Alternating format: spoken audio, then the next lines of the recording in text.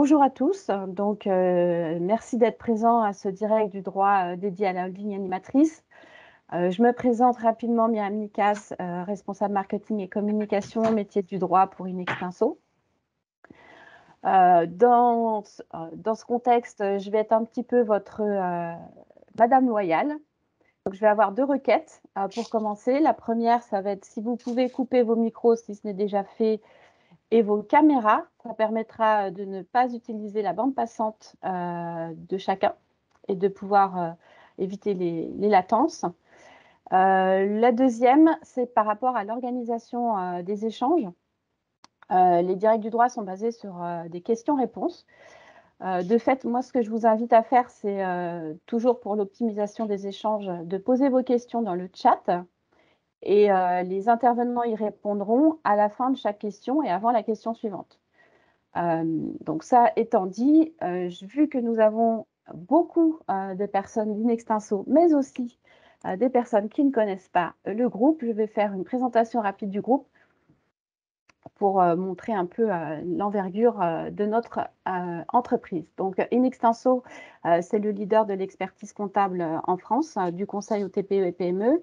En quelques chiffres, il a été créé en 1991, c'est aujourd'hui 110 000 clients, 210 000 payes traitées par mois, 5 500 collaborateurs répartis dans 250 agences à travers la France pour un chiffre d'affaires qui approche le demi-milliard d'euros. Hop, la slide suivante, évidemment. Voilà, Inextinso, c'est aussi et surtout une stratégie d'accompagnement à 360 degrés du chef d'entreprise. 360 degrés, c'est l'accompagnement du chef d'entreprise depuis la création de sa structure avec Point C, en passant par le développement de la croissance externe et la transmission de son activité avec Inextinso Finance et Transmission, la gestion des RH avec Inextinso Social, l'externalisation de la fonction finance pour les structures dont l'organisation la requiert. Nous avons aussi des accompagnements en conseil un peu plus spécifiques pour les entreprises innovantes avec Inextinso Innovation Croissance et du conseil aux acteurs publics et privés pour les professionnels de l'hôtellerie, du tourisme et de la culture avec Inextinso Tourisme, Culture et Hôtellerie. Nos équipes accompagnent aussi le chef d'entreprise à la fois dans sa vie professionnelle et personnelle, dans l'optimisation de sa stratégie patrimoniale avec Inextinso Patrimoine. Qui dit expertise comptable dit souvent service juridique. En 2015, Inextinso a créé Inextinso Avocat, un réseau de cabinets d'avocats d'affaires pluridisciplinaires pour renforcer ses équipes juridiques. Petit focus sur le service juridique dans lequel évoluent vos intervenants aujourd'hui. On a le service juridique, c'est en France 350 personnes, 80 agences, 20 avocats associés qui animent 8 cabinets d'avocats répartis aussi dans toute la France. Nous intervenons auprès de clients tout secteur d'activité et toute taille, allant de la PME, TPE, grands groupes, aux dirigeants d'associations, voire aux particuliers. Nous les accompagnons en conseil et en contentieux sur des domaines de droit très variés.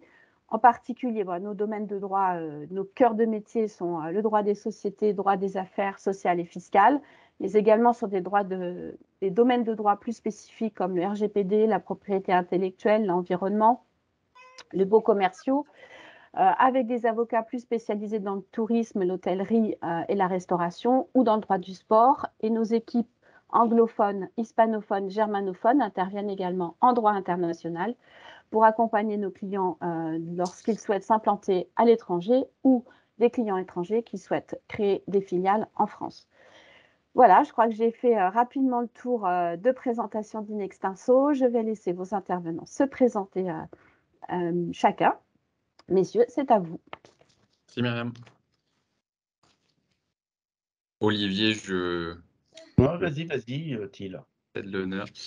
Bonjour à tous, je m'appelle Thiel Jouot, je suis donc référent juridique national en droit des sociétés au sein du groupe Inextinso et à ce titre, j'anime réseau des 350 juristes dans toute la France et j'anime également avec Olivier le groupe des fiscalistes du groupe qui interviennent dans toute la France. Olivier Charpentier-Stoloff, avocat spécialisé en droit fiscal et douanier. Je suis au sein d'Inestinso la personne avec Thiel qui organisions ces petites conférences débats sur des points de fiscalité, qui rejoint un peu fiscalité et juridique. Et voilà, tout simplement avocat. On va commencer? Allons-y. Ouais, j'ai une petite période de latence là. C'est tout bon, les slides s'affichent effectivement. Peut-être que vous aussi, elles mettent un tout petit peu de temps à s'afficher, mais c'est tout bon. Nous avons donc recueilli différentes questions, puisque quand vous vous êtes inscrit à ce direct du droit, vous pouviez soit vous inscrire sans poser de questions, soit poser vos questions. Donc nous avons réceptionné 5 questions que nous allons vous présenter et auxquelles nous allons répondre, essayer de répondre en espérant vous satisfaire. Si jamais vous avez des questions, vous pouvez les poser dans la conversation pour que comment dire? Pour que notre public non in extenso n'ait pas l'impression que ce soit que des questions auxquelles nous avons déjà la réponse. Les collaborateurs in extenso, voilà, vous êtes invités à nous poser vos questions en parallèle de ce direct du droit. Si jamais vous avez une question, une précision par rapport à quelque chose qu'on a évoqué, n'hésitez pas à le faire. Vous pouvez tous poser vos questions et réagir dans le chat, dans la conversation qui est disponible. Première question donc, pourquoi mettre en place une holding animatrice? C'est vrai que c'est une bonne question. Pourquoi on va mettre en place ce genre de schéma, de notion juridique? La holding animatrice, bien sûr, c'est un sujet fiscal, mais avant tout, c'est une réalité d'organisation d'une structure, d'un groupe de sociétés. C'est donc d'abord un moyen d'organiser le fonctionnement harmonieux d'un groupe d'entreprises. Il faut donc différents éléments. Il faut donc d'abord un groupe de sociétés, donc différentes sociétés qui soient détenues donc, par une société commune, une société holding. Et il faut également, puisqu'on pourrait s'arrêter là et donc on aurait juste un groupe de sociétés avec une holding, mais il faut aussi un besoin ou une volonté de faire fonctionner le groupe de sociétés en tant que groupe et pas seulement en tant qu'entité évoluant indépendamment. On n'est pas juste avec une structure qui détiendrait des titres de filiales et puis chaque filiale vit un peu sa vie, fait un peu le maximum qu'elle peut. Non, dans le schéma de la holding animatrice, on va vraiment avoir un rôle moteur de la holding, de l'entité qui détient les titres, on va vraiment avoir un rôle moteur pour avoir une stratégie d'évolution coordonnée et pour piloter cette stratégie. On peut considérer donc qu'avec une holding animatrice, on est au bout de la chaîne de l'évolution de l'organisation d'une entreprise, hein. La première étape, c'est bien sûr. Oui.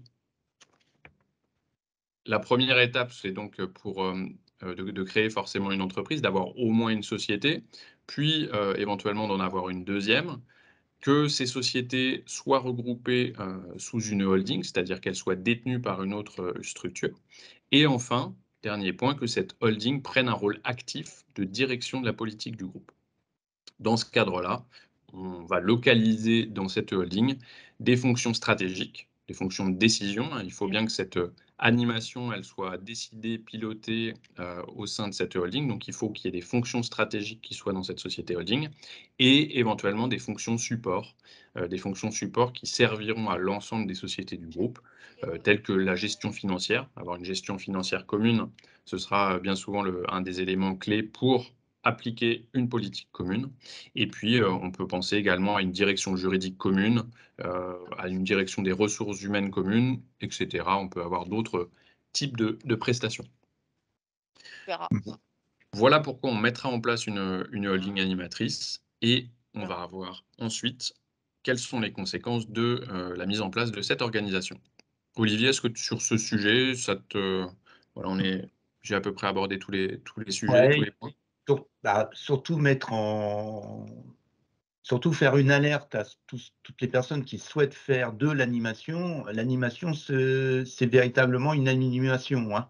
Ce n'est pas uniquement détenir des titres, donc un rôle d'actionnaire, et ce n'est pas non plus un rôle de fonction support.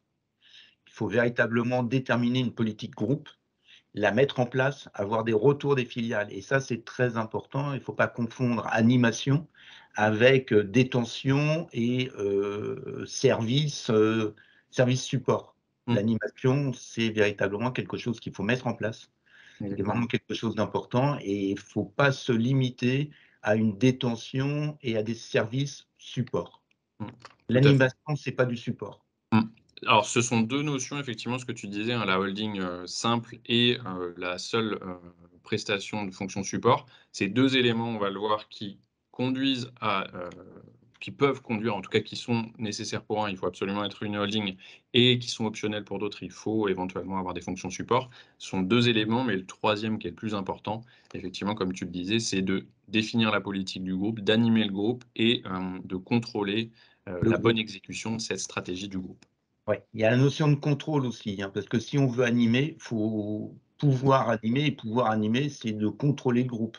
Alors souvent, on dit que contrôle du groupe, il faut avoir la majorité, que sans majorité, on ne contrôle pas. Ok, on n'a pas de questions dans le chat, donc on peut peut-être passer à la question numéro 2. Allons-y.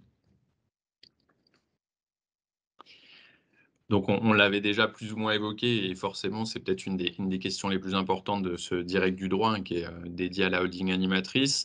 Quels sont les dispositifs fiscaux qui sont concernés par la holding animatrice? La notion de holding animatrice, donc comme on l'a vu, qui s'oppose à la notion de holding passive, hein, à la holding qui ne détient que des titres, elle va avoir une incidence, cette qualification, dès lors que la réglementation fiscale prévoit des mécanismes de faveur au bénéfice des entreprises, c'est-à-dire des sociétés qui ont une activité économique. Dans ce cadre-là, pour pouvoir bénéficier de ces mécanismes fiscaux de faveur, il va falloir justifier que l'on ait une activité économique, et c'est le cas donc de la holding animatrice, contrairement à la holding passive. Dans ces cas de figure, la holding animatrice, elle va bénéficier du régime fiscal de faveur, alors que la holding simple, elle n'en bénéficiera pas, car son activité est considérée comme civile. C'est, comme l'a dit Olivier tout à l'heure, la holding qui se contente de détenir des titres comme n'importe qui pourrait le faire par rapport à des titres de société qu'il pourrait détenir sans apporter de valeur ajoutée, on va dire, ou en tout cas sans apporter d'animation, de rôle actif. Donc parmi les dispositifs fiscaux, Olivier, les principaux, toi, que tu vois au quotidien, ce sont lesquels? Il y a trois principes, il y a trois objectifs fiscaux dans la holding animatrice. C'est l'IFI, dans certaines configurations, le pacte du trail, c'est quand même le plus important parce que c'est, entre guillemets, l'économie la plus importante, et éventuellement les réductions IR-PME, mais dans une moindre mesure. Je pense que la holding animatrice, c'est essentiellement le pacte du trail, quand on veut transmettre un groupe avec l'abattement de 75% sur la valeur. Et l'IFI, si effectivement la holding animatrice détient des biens immobiliers qui sont nécessaires à l'activité des filiales, donc qui pourraient échapper à l'IFI. Donc ça, c'est les trois dispositifs fiscaux qui sont concernés par la holding animatrice. Alors, qui sont concernés aujourd'hui, mais effectivement, jusqu'à il y a assez peu, on va dire, un des principaux dispositifs fiscaux qui était concerné par la holding animatrice, c'était l'ISF, donc l'impôt de solidarité sur la fortune, qui a été remplacé donc, par l'impôt sur la fortune immobilière, l'IFI dont tu parles, Olivier. Je pense que c'est assez important d'identifier à chaque fois quel régime fiscal est concerné quand on veut mettre en place une holding animatrice, quand on cherche à mettre en place une holding animatrice, puisque cette notion que l'on regroupe sous l'appellation holding animatrice, c'est pas une notion forcément qui est définie à un endroit et auquel les différents régimes fiscaux renvoient. C'est un peu, voilà, c'est vraiment l'exception de dire ces dispositifs fiscaux indépendants, l'IFI, le pacte du trail, la réduction IR-PME, bénéficie à des entités qui ont une activité commerciale. Et donc, en fonction un peu des critères de chacune de ces régimes fiscaux, eh bien, on va avoir une définition quelquefois de la holding animatrice qui va être différente et surtout qui va être différente au fur et à mesure des années. C'est un point dont on parle assez souvent avec Olivier. Les textes que l'on a, ils évoluent assez régulièrement. On voit que l'ISF n'est plus, il a été remplacé par l'IFI, les règles ne sont pas exactement les mêmes. Le pacte Dutreil, il y a beaucoup d'évolutions. Alors je ne vais pas dire chaque année, mais quasiment. Et donc du coup, on va toujours avoir, et pareil pour la réduction IR-PME, on va toujours avoir des critères qui vont évoluer. Ils vont évoluer soit du fait de la loi va changer un petit peu, va amender tel ou tel dispositif, donc va changer tel ou tel critère. L'administration fiscale, dans ses commentaires dans le BOFIP, va modifier quelquefois, avec plusieurs années de retard, des subtilités, des changements de la loi ou pas de changement de la loi, des modifications comme ça. Et on va avoir la jurisprudence aussi qui va venir modifier. Ce qui fait que la lecture, elle est assez difficile pour un dispositif juridique donné que l'on va évoquer maintenant, par exemple l'IFI, parce que quand on va se baser sur les travaux parlementaires, sur les commentaires administratifs ou sur la jurisprudence, bien souvent, ces réponses-là ne vont pas correspondre exactement au régime fiscal applicable à aujourd'hui. Là, on a forcément un décalage, hein. Un texte est publié, il est à la loi de finances, par exemple, pour 2022 va modifier un point. Bah, ce point-là, il va être appliqué dans les contrôles fiscaux qu'au bout de 2-3 ans. Et puis, 2-3 ans après ces contrôles fiscaux, ou même plus, on va avoir des décisions de jurisprudence, d'abord de première instance, puis éventuellement de la Cour de cassation et du Conseil d'État. Donc on va avoir un décalage temporaire qui fait que quand on va avoir une nouvelle jurisprudence, on en a assez souvent hein, sur le sujet du pacte Dutreil ou de l'ISF qui n'existe plus, eh bien les notions vont être modifiées, mais dans leur acceptation applicable à l'époque. Donc il faut faire très attention, je pense que c'est le point d'attention premier. Il faut savoir analyser les critères que les textes, la jurisprudence et les commentaires de l'administration fiscale nous donnent et bien faire attention à quelle était la rédaction, quelle était la base légale à l'époque, pour pas forcément en tirer des conclusions trop hâtives. Bah, souvent, on a un délai qui peut aller de 6 ans à 8 ans entre la vérification de la holding animatrice, donc est-elle ou pas animatrice, et une décision de cour d'appel ou éventuellement cour de casse pour le pacte Dutreil et pour l'IFI. Donc, c'est vrai que c'est quelquefois difficile, et c'est pour ça qu'il faut être très prudent sur un pacte Dutreil avec une holding animatrice. Et souvent, il est peut-être préférable, si on n'est pas sûr de l'animation, de plutôt faire plusieurs pactes Dutreil sur les filiales que de faire un pacte Dutreil global sur une société qui est animatrice ou pas, où on a quelques difficultés à la qualifier. Ça, c'est un point important que tu soulèves, Olivier. Bien souvent, on va rechercher à avoir à tout prix la qualification de holding animatrice pour bénéficier du régime de principe, hein, quel que soit le régime fiscal. Mais bien souvent, le régime en question est ouvert de manière exceptionnelle, par exception, aux holdings qui ne sont pas animatrices. Voilà, on parle de sociétés interposées. Et bien souvent, il est pas forcément plus intéressant, mais en tout cas, il est souvent moins risqué d'abandonner le caractère animateur si on n'a pas D'autres actifs. de manière essentielle ce rôle de la holding. Ça ne sert à rien d'essayer de forcer le caractère animateur d'une société. Bien souvent, on peut arriver de manière plus sécurisée au même résultat ou à un résultat équivalent. Ouais, avec plusieurs pactes.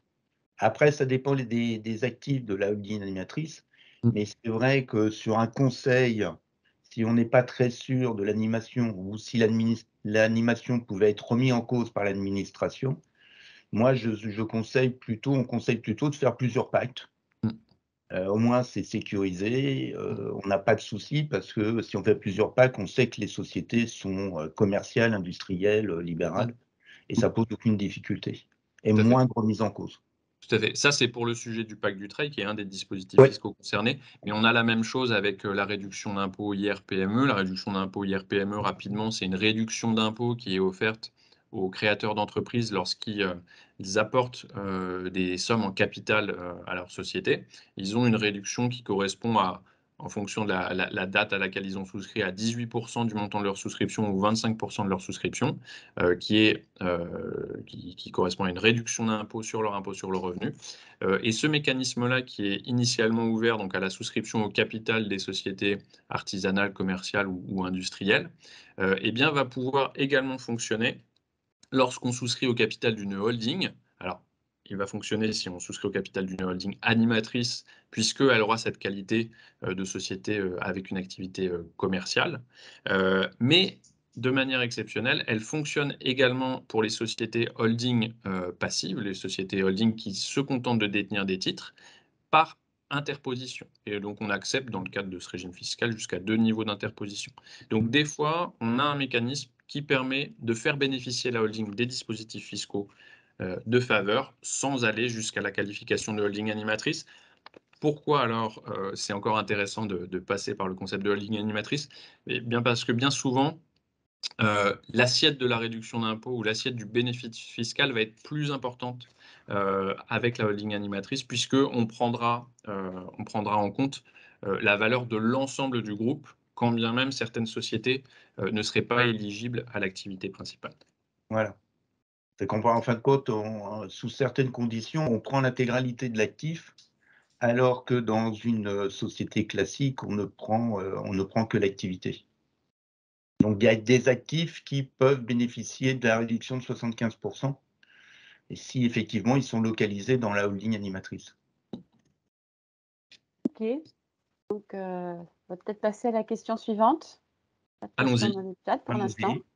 Donc la question 3, alors je vois qu'on a une petite question. Ah, on a une question. Alors là, on a une question sur qu'est-ce qui est constitutif. Bah, ça correspond presque à la question numéro 3. André, tu nous précèdes un petit peu. On va aborder la question 3 et la question 4 et 5. Je pense que ça répondra pour une bonne partie à ta question. Dis-nous ensuite, une fois qu'on aura fini la présentation, sur si ça répond bien à ta question. Je lis ta question rapidement. L'animation de la holding n'est-elle pas constituée de fait lorsque les filiales ont comme organe de direction la holding, présidence ou gérance? Alors, gérance, non, parce que du coup, les SARL ne peuvent avoir comme gérant qu'une personne physique, pas une personne morale. Mais on verra juste après que c'est un des éléments, pas forcément un élément qui est suffisant pour caractériser le caractère animateur. Donc, justement, quels sont les critères retenus par l'administration fiscale et la jurisprudence en la matière? La question est bien formulée parce qu'en fait, il y a assez peu de critères qui sont fixés par la loi. Donc, c'est l'administration fiscale, dans ses commentaires administratifs, qui fixe les critères. Forcément, les critères fixés par l'administration fiscale sont toujours un peu restrictifs, difficiles à tous caractériser. Et on a la jurisprudence qui va venir affiner, des fois démonter les exigences de l'administration fiscale. Donc, on est obligé d'analyser ces commentaires administratifs, ces décisions de jurisprudence. Encore une fois, comme je vous le disais, d'étudier à quelle période ces commentaires ou cette jurisprudence ont été publiés, sur quelle formulation du texte ils se basaient, puisque si le texte change, les commentaires ou la jurisprudence ne seront plus forcément applicables de la même manière. Pour commencer, donc je vous le disais, la loi, elle ne fixe pas nécessairement de critères bien simples, mais un autre point assez important, c'est que le terme de holding animatrice, il figure pas dans le Code général des impôts. C'est pas un texte, c'est pas une formulation, la holding animatrice, que l'on va retrouver dans les textes officiels. En revanche, le terme est bien utilisé par l'administration fiscale, donc dans ses commentaires administratifs au BOFI, et également par la jurisprudence. La Cour de cassation et le Conseil d'État parlent bien de holding animatrice. C'est un anglicisme. Normalement, les cours françaises n'ont pas le droit d'utiliser des termes qui ne sont pas en français. C'est un des plus vieux textes à valeur législative français, l'ordonnance de Villers-Cotterêts du XVIe siècle. Mais le terme est utilisé. Donc, il est utilisé par l'administration fiscale et par la jurisprudence, mais pas par le CGI. Si jamais quelqu'un le trouve dans le CGI, ça m'intéresse, mais moi je ne l'ai pas trouvé. Depuis 2018, l'expression qui est retenue par le législateur, puisqu'on a maintenant une définition, en tout cas, sans le nommer de holding animatrice, on a une définition de ce que c'est. Donc depuis 2018, l'expression qui a été retenue en matière d'IFI, d'impôt sur la fortune immobilière, c'est la suivante. Ce sont les sociétés qui, outre la gestion d'un portefeuille de participation, participent activement à la conduite de la politique de leur groupe et au contrôle de leurs filiales et rendent, le cas échéant, et à titre purement interne, des services spécifiques, administratifs, juridiques, comptables, financiers et immobiliers. Donc là, on voit bien qu'il y a 3 éléments. Il y a le fait de détenir des titres de participation, il y a le fait d'animer activement la politique du groupe et le cas échéant, donc ça c'est le point optionnel, c'est de fournir des prestations de services. C'est exactement ce que Olivier disait tout à l'heure. Le seul fait de détenir des titres de participation ou de fournir des prestations de services ne vont pas suffire. L'élément central, c'est vraiment de participer activement à la conduite de la politique du groupe. Cette formulation donc, qui est dans le CGI, alors je vais essayer de ne pas dire de bêtises, mais je crois que c'est l'article 996 du CGI. Il est relatif à l'impôt sur la fortune immobilière. Ça ne veut pas dire que ce n'est pas cette formulation qu'il faut retenir pour les autres dispositifs fiscaux, mais le CGI ne prévoit pas exactement cette formulation forcément pour les autres textes. Et donc cette formulation, elle est reprise en tout cas par le BOFIP. Je pense du fait qu'il y ait une formulation quand même en IFI, je doute que l'administration pourra en donner une autre pour le pacte du prêt. Et de toute façon, cette définition avait été entérinée par la doctrine, par le BOFIP, qui avait donné une définition, et la loi n'a fait que reprendre la définition du BOFIP. Tout à fait. Et c'est exactement la définition qu'on va retrouver dans les arrêts de la Cour de cassation et du Conseil d'État en 2018. On a exactement les mêmes formulations. Ce sont 2 cours différentes sur 2 dispositifs fiscaux différents. Et voilà, on a enfin, depuis 4 ans, une définition qui est à peu près fixée. Stable. Donc sur le point du premier critère, celui de la holding, il n'y a pas trop de difficultés. Alors on peut toujours trouver des subtilités, des difficultés, on est d'accord. Le premier critère, c'est que la société, elle doit détenir des filiales. Donc une filiale, c'est quand on détient plus de 50% du capital, ou des participations. Les participations, c'est quand on détient entre 10% et 50% du capital. Et elle doit, cette société holding, en contrôler la majorité, c'est ce que disait Olivier tout à l'heure, seul ou conjointement. Il peut arriver que la jurisprudence, en tout cas, accepte le rôle de holding à partir du moment où on a un contrôle conjoint, c'est-à-dire on n'a pas la majorité à nous tout seuls, mais de concert, au sens de l'article L233.3 du Code de commerce, on a un contrôle de la structure, d'une manière ou d'une autre, soit tout seul, soit conjointement. Le second critère, il est un peu plus délicat, c'est le critère de l'animation du groupe, puisque c'est assez facile de dire qu'il faut détenir des filiales ou des participations, c'est très mathématique, c'est très automatique, on va dire, le fait de contrôler oui ou non. Le fait de savoir si on contrôle activement, si on détermine et qu'on mène la politique du groupe, ça c'est quelque chose qui est un peu plus difficile à appréhender. En tout cas, il nous faut des critères, il nous faut des éléments factuels à mettre en place et à présenter à l'administration fiscale en cas de contrôle.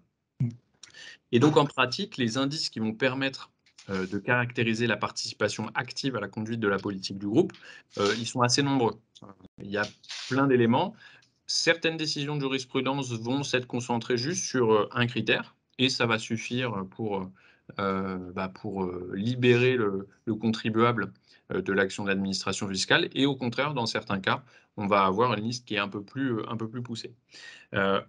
Un des premiers points, en tout cas, que moi, en tant que juriste en droit des sociétés, je pense qu'il est important. Alors, encore une fois, ce n'est pas quelque chose qui va suffire. Mais je pense qu'il est assez important dans les statuts d'une holding animatrice, de prévoir dans l'objet social ce rôle de holding animatrice. Bien souvent, quand on va rédiger des statuts de société holding, si on prend un objet un peu standard, on va dire l'activité, l'objet en tout cas de la société, c'est de détenir des titres de participation ou des filiales. Mais il est important, en plus de cette activité, dans l'objet social, de prévoir que la société, elle devra en tout cas, animer la politique du groupe de société qu'elle contrôle, qu'elle pourra, le cas échéant, éventuellement en reprenant la formule consacrée, fournir des prestations techniques, techniques, juridiques, financières, immobilières. On peut reprendre cette formulation. Et également, éventuellement, comme le disait André, eh bien, on peut mettre dans l'objet social que cette société holding aura la possibilité de prendre des mandats sociaux, c'est-à-dire de devenir dirigeante des sociétés qu'elle contrôle. Comme j'ai dit tout à l'heure, la SARL, elle ne peut pas avoir un dirigeant personne morale, ça ne peut pas être une société holding qui est gérante d'une SARL, donc il faudra que les filiales soient des SAS ou des SA, de telle manière que la société holding pourra être dirigeante des filiales. Donc ça, c'est un autre élément qu'on va pouvoir mettre dans l'objet social. C'est la première étape pour que la société holding soit en droit d'exercer ses activités. Il y a André qui pose encore une question qu'on verra plus tard. Je suis d'accord, André, tout à fait, tu as raison. La SCI peut avoir un gérant, on utilise le même terme qu'en SARL, qui est une personne morale. Tout à fait. En revanche, la SCI, elle aura rarement une activité éligible, commerciale, artisanale ou industrielle. Donc, on va la mettre de côté. On va partir du principe que la holding animatrice détient et anime un groupe de sociétés commerciales, industrielles ou artisanales. Elle peut avoir à la marge des SCI, mais ça va être assez peu important que la société holding soit présidente de la SCI, puisque cette animation-là ne sera pas prise en compte, ne sera pas considérée. Donc, Et c'est aussi l'intérêt de la holding animatrice, c'est que la holding animatrice peut avoir des SCI qui détiennent de l'immobilier, pas forcément à les animer, mais rentrer dans un pacte du trail. Voilà. Tout à fait. D'où l'intérêt du pacte du trail sur une holding animatrice, c'est qu'on va prendre également, sous certaines conditions, les participations hors industrielles, commerciales, libérales, agricoles. Tout à fait. Voilà. Un autre des critères qui est retenu par l'administration fiscale et la jurisprudence, c'est un point assez important et c'est le point naturel en fait, avant même l'objet social, eh bien c'est le fait d'avoir des ressources dans la société holding. Une société holding qui ne dispose pas de bureau, pas de locaux, pas de ressources humaines, personne pour définir une stratégie, personne pour animer un groupe de société, là on aura un critère qui sera manquant. Donc ça c'est vraiment le point presque le plus important, quand on crée une holding animatrice, faites attention qu'il y ait bien des animateurs au sein de cette holding pour animer et contrôler l'animation du groupe de société. Donc ça, c'est un des points qui est presque naturel, qui est presque pas juridique, on va dire, mais en tout cas, ça, c'est un élément de fait qui est assez important. Une fois qu'on a ça, donc des ressources, donc l'organisation holding filiale, un objet social qui correspond bien pour la société holding et des ressources, eh bien, on va mettre en place des conventions d'animation entre la holding et ses filiales, mais également, c'est le critère, le troisième critère un peu optionnel, éventuellement des conventions de prestation de services. C'est des prestations de services commerciales, des prestations de services financières, des prestations de services juridiques ou comptables. Et donc là, on va mettre en place des conventions entre la holding d'une part et là où les filiales d'autre part, des conventions qui vont prévoir d'un côté que la holding devra fournir des directives, devra donner le cap, et de l'autre côté, que les sociétés filiales devront respecter ces directives fournies par la société holding animatrice. Pour les conventions de prestation de services, c'est un peu plus simple. On va souvent prévoir que la société holding va fournir des prestations juridiques, des prestations comptables pour les sociétés filiales du groupe. Olivier, tu avais un point sur le sujet. Oui, peut-être un point important à préciser, c'est que sur l'animation, il faut qu'il y ait un échange. Donc échange, c'est-à-dire que la société animatrice va donner le fil directeur de la stratégie du groupe. Il faut que les filiales reviennent sur la société animatrice pour leur dire voilà où on en est, voilà ce qu'on a réalisé, voici le plan qu'on va faire. Il y a véritablement un échange qui n'existe peut-être pas dans les prestations de services administratifs, ressources humaines, c'est qu'en fin de compte, il y a une prestation qui est rendue contre rémunération. Là, véritablement, c'est je m'implique dans la politique du groupe, donc je dis aux filiales, voici la politique qu'il faut suivre, et merci de me dire où vous en êtes, les points d'étape, est-ce que vous avez respecté, pas respecté, quelles sont les difficultés, et ainsi de suite. Tout à fait. Ça, c'est peut-être le point qui caractérise le mieux la différence entre la convention d'animation et les conventions de prestation. Voilà. C'est vraiment un échange, tout à fait. C'est vraiment dans les 2 sens, alors que les conventions de prestation de service, comme tu le disais, c'est plus les prestations descendantes, c'est on va rendre un Voilà. service, comme on rendrait un service, tout à fait. Au-delà de la mise en place de ces conventions, alors, c'est bien, hein, que les juristes, rédigent ces conventions, que ces conventions, et que ces prestations soient adaptées à la structure et au rôle animateur. Mais il faut aussi que ces prestations, elles soient bien rendues, que l'animation, elle soit bien effective. Mmh. Ça peut paraître bête, mais il faut d'une part que, bien on ait une facturation de ces prestations qui sont fournies, et d'autre part, il faut qu'on ait une preuve, qu'on se ménage une preuve de l'exécution de ces conventions. On le verra un peu plus en détail tout à l'heure, mais ça veut dire qu'il faut que ce ne soit pas juste des coups d'appel téléphoniques où la holding dit bah, voilà, aujourd'hui vous devez faire ça, le mois prochain vous devez faire ça. Il faut qu'on ait des éléments matériels, qu'on documente l'animation de la holding. Pourquoi? Parce que quand on aura éventuellement une remise en cause par l'administration fiscale du rôle animateur de la holding, eh bien, il faudra qu'on ait des éléments de preuve pour pouvoir justifier de ce rôle.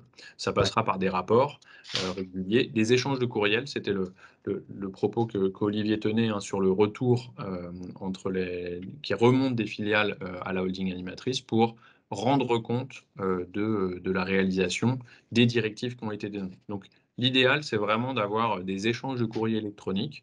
On n'est pas obligé de faire des LRAR ou d'enregistrer à chaque fois les courriers auprès des impôts pour s'assurer. Mais en tout cas, voilà, d'avoir des échanges par courrier électronique. Dans les petits groupes, ça peut être un petit peu compliqué à mettre en place, mais il faut vraiment pas court-circuiter ce point-là. Quand on a des petits groupes, bien souvent, les équipes dirigeantes qui vont travailler pour la holding et éventuellement pour la filiale vont avoir bien souvent une seule adresse électronique.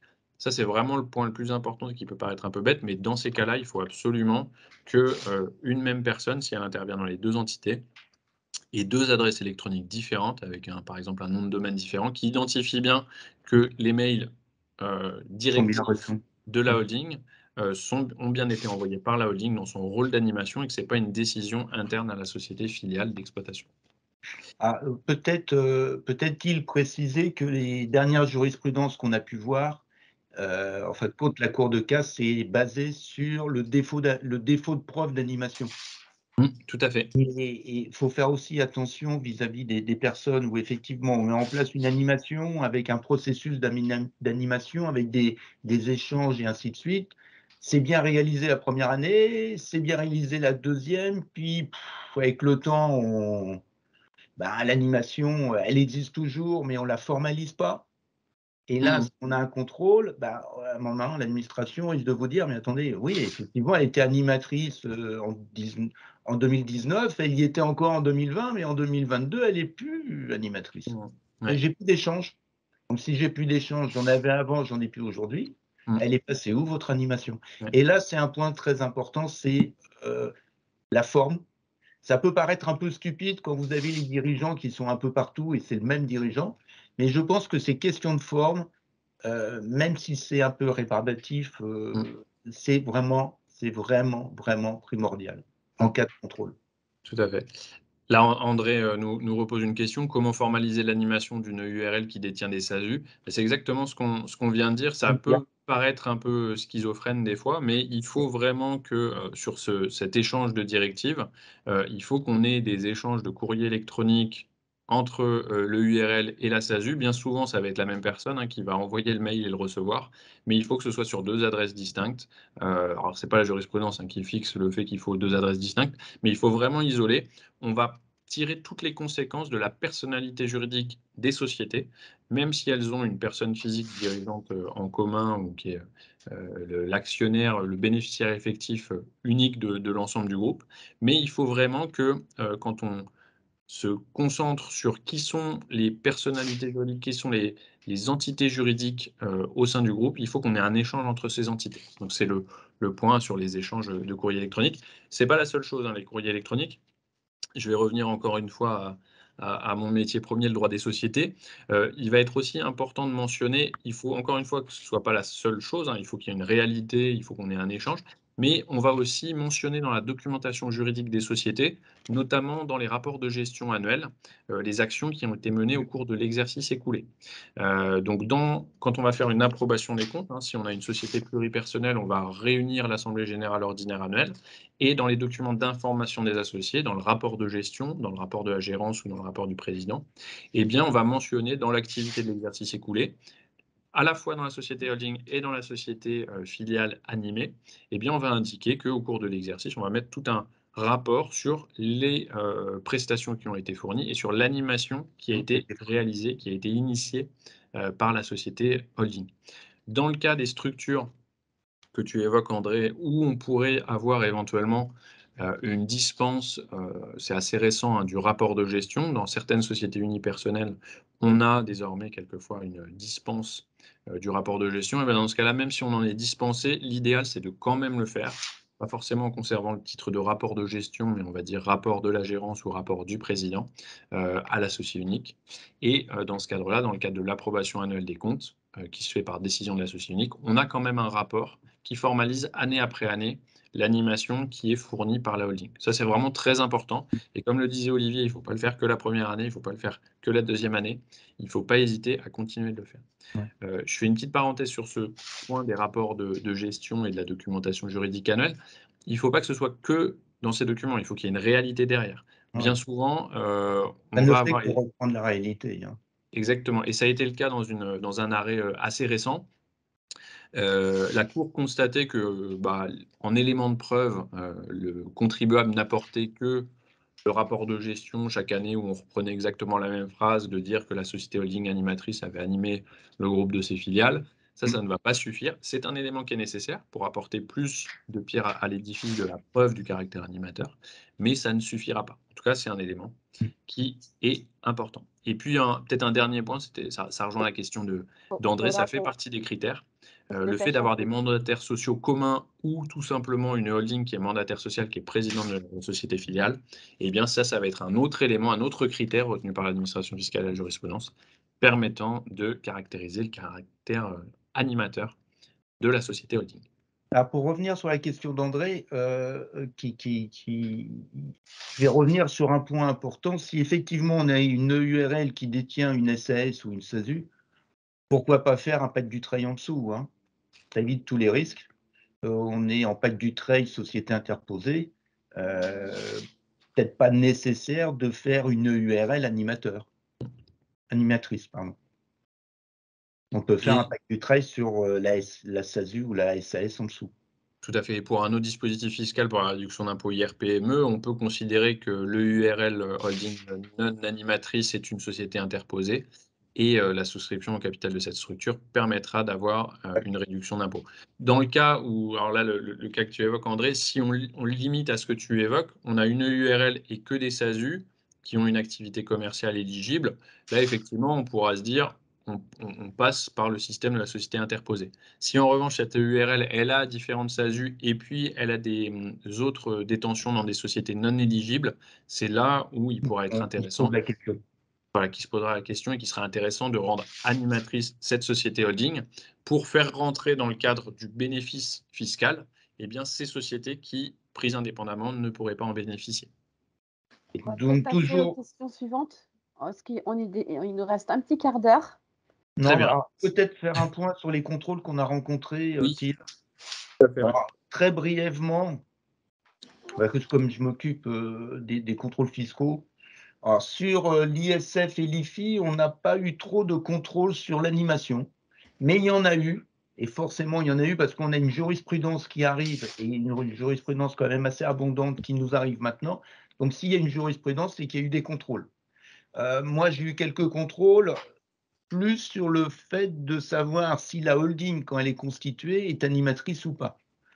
Donc, il faut quand même attendre un certain temps parce que faut, comme Thiel l'a dit, il faut que l'animation, on puisse prouver une animation. C'est vrai qu'une animation du jour au lendemain, c'est quand même difficile à prouver.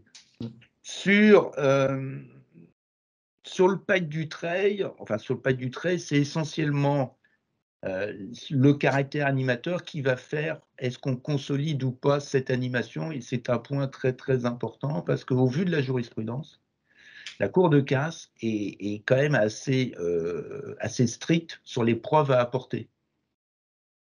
Et c'est un point important. Si vous ne pouvez pas apporter de preuves ou s'il n'existe aucun intérêt à constituer une holding animatrice, faites des packs du trade par société interposée.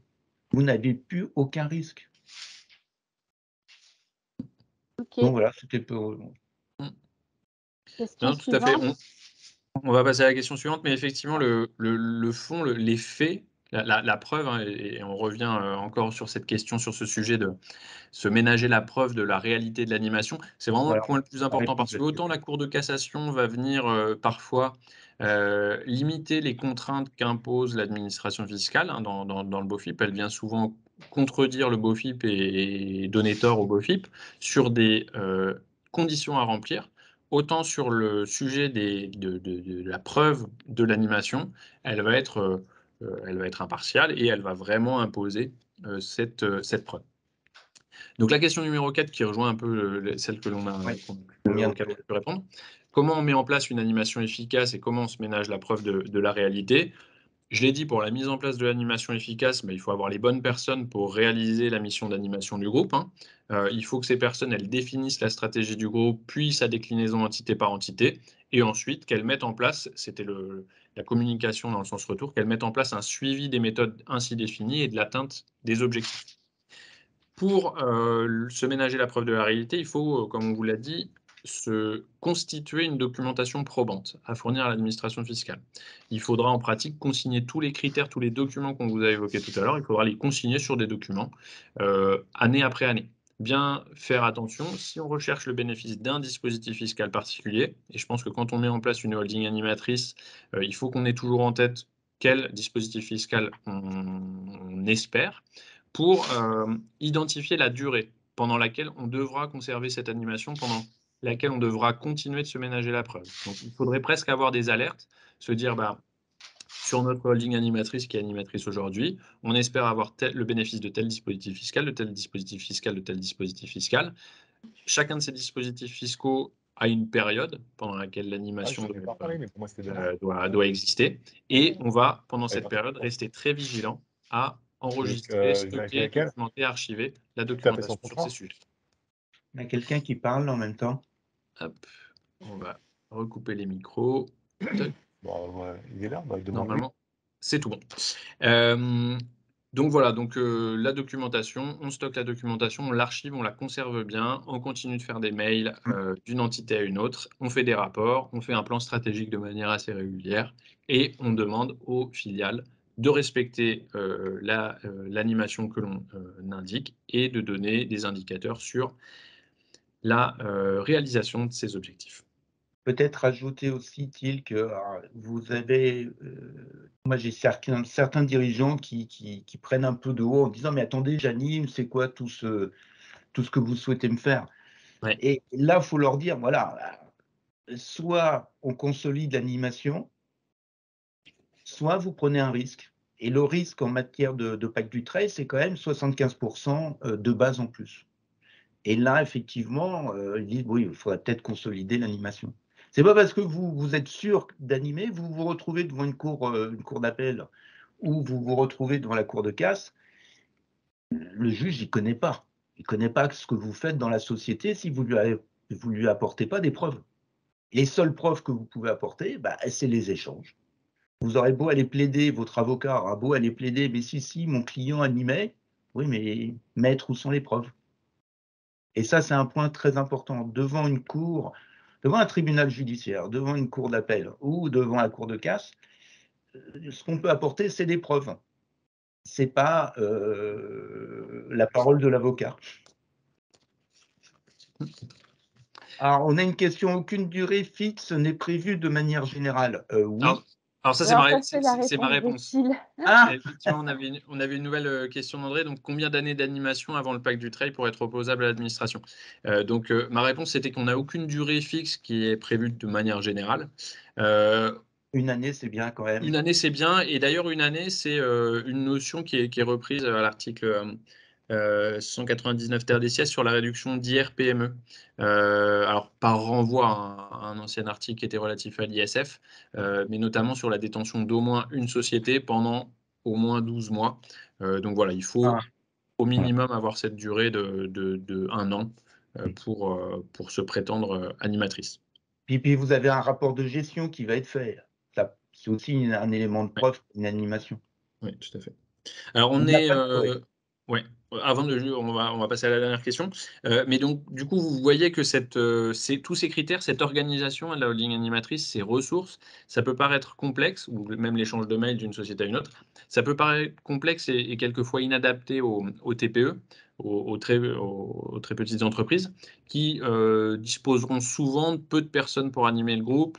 On aura souvent la même personne, donc ça fait toujours bizarre de faire une documentation pendant des années où on s'envoie des mails à soi-même. C'est vrai que c'est une difficulté auquel sont confrontés les TPE. C'est pour ça qu'Olivier, vous évoquez le sujet des fois de faire des opérations par société interposée, hein, que ce soit des packs du trail sur les sociétés filiales ou de bénéficier du régime fiscal exceptionnel via société interposée, parce que toute cette construction jurisprudentielle, tous ces critères qui ont été prévus par l'administration fiscale, par la jurisprudence, sont souvent plus adaptés à des grosses structures. On le comprend assez vite, hein, c'est que les contrôles fiscaux qui vont jusqu'au Conseil d'État ou la Cour de casse, ce sont des actions de l'administration fiscale sur des schémas sur lesquels il y a beaucoup d'argent à récupérer. Et de la même manière, le contribuable va être plus enclin à aller devant le Conseil d'État ou la Cour de cassation sur une procédure longue quand l'intérêt financier est important et donc quand les structures ont une certaine taille. Donc souvent, ces critères semblent inadaptés à la TPE. Ça ne veut pas forcément dire qu'on ne peut pas avoir de holding animatrice dans un petit groupe. Ça veut juste dire qu'il faut vraiment être encore plus vigilant et voilà, essayer de transposer ces critères qui ont été fixés bien souvent pour des grosses entités à ces petites structures. Ouais. Dernière question. Dernière question. Est-ce qu'une SASU, donc une société par action simplifiée unipersonnelle, donc une SAS avec un seul associé, est-ce qu'une SASU déjà existante peut être considérée comme la holding animatrice? Première question. Ou faut-il en créer une société de façon spécifique? Olivier, peut-être. Alors, cette question, je pense, elle n'est pas spécifique à la SASU. On pourrait parler de n'importe quelle autre forme sociale, hein, SARL, SA, que ce soit unipersonnel ou pluripersonnel. Le seul point avec qui on a une difficulté, c'est d'avoir une société civile animatrice. Je pense que ce n'est pas adapté. Après, est-ce qu'il faut créer une société pour l'animer ou faut-il prendre une société qui existe déjà et en faire une holding animatrice? Je pense que la notion d'animation, et c'est un peu la conclusion des différents points qu'on a étudiés, c'est qu'une animation, vous pouvez la créer, mais vous pouvez la perdre. Comme une animation, vous pouvez l'avoir, vous pouvez la créer et la perdre, ou vous pouvez ne pas l'avoir et la créer. C'est quelque chose qui est lié à ce qu'on a développé là pendant 1 heure sur les différents points à mettre en place pour qu'elle soit considérée comme animatrice. Et effectivement, vous pouvez avoir une société, une holding passive que vous allez animer, parce que vous allez lui donner la capacité d'animer le groupe. Et cette capacité d'animer le groupe, si vous l'arrêtez, elle va redevenir passive, avec les conséquences. Donc, oui, toute société peut être holding. Un petit souci sur l'animation via une société civile, alors qu'une société civile peut être une société holding passive. L'animation, elle peut exister et vous pouvez la perdre. Ça peut être un choix, hein, en disant j'ai plus besoin de l'animation, j'arrête. Comme vous pouvez très bien ne pas l'avoir et essayer de la constituer. Et la perdre par la suite aussi. Hein. Tout à fait. Donc, il n'y a pas de contre-indication au fait que une société déjà existante devienne holding animatrice. La seule contrainte, c'est que bien sûr, il faut remplir toutes les conditions relatives à la société holding animatrice. Je n'ai pas plus de précision sur la question, mais par exemple, si la question c'est de dire, bon, j'ai une société d'exploitation qui a déjà une activité commerciale, industrielle, et puis elle détient des titres, par ailleurs, d'autres structures. Dans ce cadre-là, elle va avoir une activité mixte, elle va être à la fois société d'exploitation, donc éligible en direct, par principe, aux différents mécanismes fiscaux, puisque c'est une société qui a majoritairement une activité commerciale, industrielle ou artisanale. Et puis, de manière annexe, elle va être holding animatrice. Tant que le caractère de holding ne va pas dépasser celui de la société d'exploitation, on va presque même pas avoir à se poser la question. La société, elle sera éligible en tant qu'ayant une activité éligible de principe. C'est dès lors que cette société existante va petit à petit perdre son caractère de société d'exploitation pour être principalement une holding, qu'on va se poser la question de savoir si c'est une holding passive ou une société holding animatrice. Mais aucune contre-indication. Comme le disait Olivier, une société civile qui peut être utilisée pour être une holding simple n'a pas vocation à être une holding animatrice, puisque les sociétés civiles ne doivent pas avoir d'activité commerciale. Bon, les sanctions existent, les risques existent. De là à vous dire que, il n'y a aucune société civile qui est société, holding animatrice, il y a un pas. C'est un trop gros risque, c'est pas possible en théorie, mais on est bien conscient qu'en pratique, ça doit pouvoir passer, mais c'est pas une solution à privilégier. Donc voilà, pour répondre à cette question, pas nécessaire d'en créer une de façon spécifique à privilégier. Voilà pour les Ok. questions. Il nous reste 2 petites minutes. Est-ce que vous avez plus de questions? Je crois qu'il n'y en a pas. J'en ai pas vu en commentaire. En tout cas, merci à ceux qui nous en ont posé. Ce n'étaient pas des questions auxquelles nous avions déjà les réponses. Voilà. Mais en tout cas, c'était des questions intéressantes qui complétaient les propos que l'on vous a proposés. Voilà. Bon, bah, merci à tous. Vous voyez à votre écran les prochains directs du droit, les thématiques. Vous pouvez vous inscrire sur nos sites internet inextinso.fr ou inextinso-avocat.com. Vous allez recevoir prochainement un mail avec le replay pour celles et ceux qui souhaiteraient revoir certains éléments de ces échanges. Également, un lien vers un petit questionnaire de satisfaction. Si vous pouvez le remplir, ça nous aide à améliorer ces interventions. Et puis, voilà, nous restons à votre disposition, tous nos services juridiques pour moindres questions. Merci à tous. Merci à Bon tous. bon Et n'hésitez appétit. pas à vous inscrire au prochain direct du droit, hein, notamment le contrôle fiscal, Contrôle fiscal. à la rentrée. Tout À à fait. bientôt. Très bonne journée. Merci. À bientôt. Au Au revoir. revoir. Au revoir.